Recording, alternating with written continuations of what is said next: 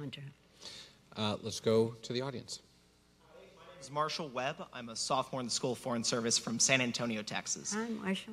So since the 2016 elections, there's been a lot of calls within the Democratic Party for litmus tests, whether they be on the issues of support for women's reproductive rights, support for the environment, support for the LGBTQ plus community.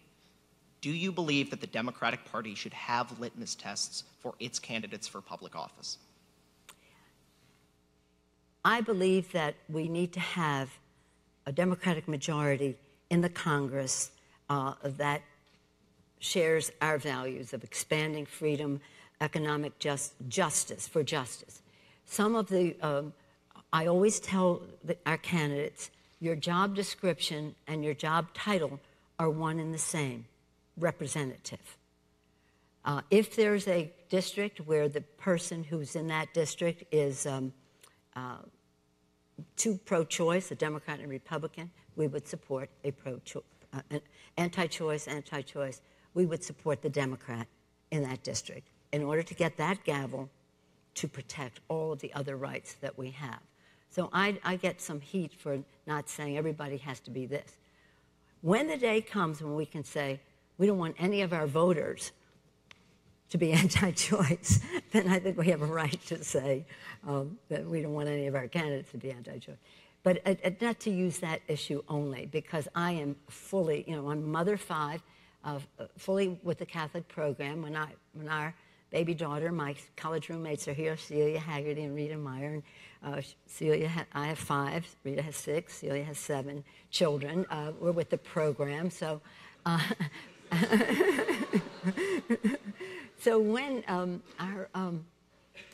we brought our baby home from the hospital, Alexandra Pelosi, she's a filmmaker, you may know her. When we brought her home from the hospital, our oldest child that week was turning 6. 5, 6. And that was so wonderful and such a joy. But should I be saying, as a public official, I want to vote so that you can't have the same decision-making that I did? Now, I know this is touchy on this campus, on our Catholic campuses. We went to Trinity College, very proud, now Trinity University in Washington, D.C., and it's an issue in the diocese, I know. But the fact is, God gave us all the free will, our sense of responsibility to answer for that. So I am a rabid supporter of a woman's right to choose.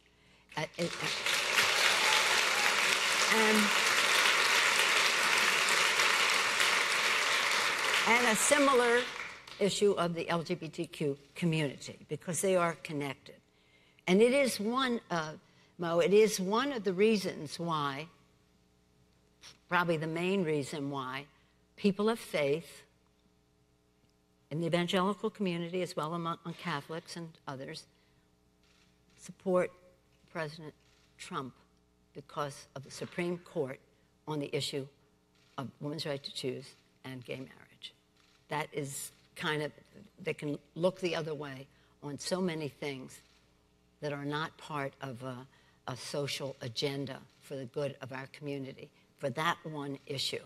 And so it is at risk, at risk. But having said that, I would not say that if we had a candidate, as we did recently, one of my colleagues was up for re-election. I supported him. I took heat for it. He's pro-life. It makes no, we will have a pro-choice gavel when we win the Congress.